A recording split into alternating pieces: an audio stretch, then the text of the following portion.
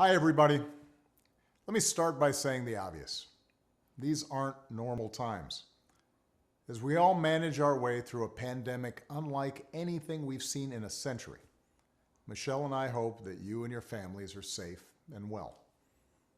If you've lost somebody to this virus, or if someone in your life is sick, or if you're one of the millions suffering economic hardship, please know that you're in our prayers.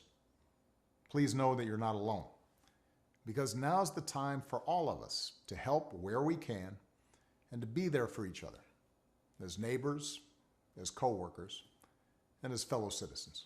In fact, over the past weeks, we've seen plenty of examples of the kind of courage, kindness, and selflessness that we're going to need to get through one of the most difficult times in our history. Michelle and I have been amazed at the incredible bravery of our medical professionals who are putting their lives on the line to save others, the public servants and health officials battling this disease, the workers taking risks every day to keep our economy running, and everyone who's making their own sacrifice at home with their families, all for the greater good. But if there's one thing we've learned as a country from moments of great crisis, it's that the spirit of looking out for one another can't be restricted to our homes or our workplaces or our neighborhoods or our houses of worship. It also has to be reflected in our national government. The kind of leadership that's guided by knowledge and experience, honesty and humility, empathy and grace. That kind of leadership doesn't just belong in our state capitals and mayor's offices. It belongs in the White House. And that's why I'm so proud to endorse Joe Biden for President of the United States. Choosing Joe to be my vice president was one of the best decisions I ever made, and he became a close friend. And I believe Joe has all the qualities we need in a president right now. He's someone whose own life has taught him how to persevere, how to bounce back when you've been knocked down. When Joe talks with parents who've lost their jobs, we hear the son of a man who once knew the pain of having to tell his children that he'd lost his. When Joe talks about opportunity for our kids, we hear the young father who took the train home each night so he could tuck his children into bed. And we hear the influence of Jill, a lifelong teacher. When Joe talks to families who've lost a hero, we hear another parent of an American veteran, a kindred spirit, somebody whose faith has endured the hardest loss there is. That's Joe. Through all his trials, he's never once forgotten the values or the moral fiber that his parents passed on to him and that made him who he is. That's what steels his faith in God, in America, and in all of us. That steel made him an incredible partner when I needed one the most. Joe was there as we rebuilt from the Great Recession and rescued the American auto industry. He was the one asking what every policy would do for the middle class, and everyone's striving to get into the middle class.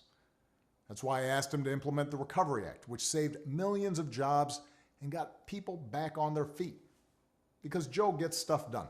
Joe helped me manage H1N1 and prevent the Ebola epidemic from becoming the type of pandemic we're seeing now.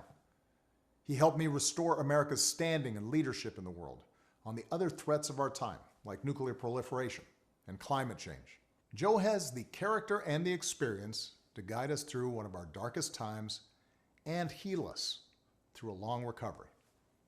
And I know he'll surround himself with good people, experts, scientists, military officials who actually know how to run the government and care about doing a good job running the government and know how to work with our allies and who will always put the American people's interests above their own. Now, Joe will be a better candidate for having run the gauntlet of primaries and caucuses alongside one of the most impressive Democratic fields ever. Each of our candidates were talented and decent, with a track record of accomplishment, smart ideas, and serious visions for the future. And that's certainly true of the candidate who made it farther than any other, Bernie Sanders. Bernie's an American original, a man who has devoted his life to giving voice to working people's hopes, dreams, and frustrations. He and I haven't always agreed on everything, but we've always shared a conviction that we have to make America a fairer, more just, more equitable society. We both know that nothing is more powerful than millions of voices calling for change.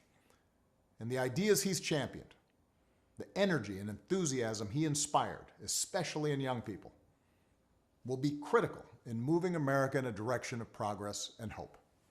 Because for the second time in 12 years, we'll have the incredible task of rebuilding our economy. And to meet the moment, the Democratic Party will have to be bold. You know, I could not be prouder of the incredible progress that we made together during my presidency.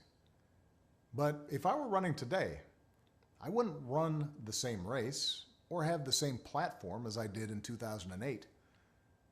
The world is different. There's too much unfinished business for us to just look backwards. We have to look to the future. Bernie understands that, and Joe understands that. It's one of the reasons that Joe already has what is the most progressive platform of any major party nominee in history. Because even before the pandemic turned the world upside down, it was already clear that we needed real structural change.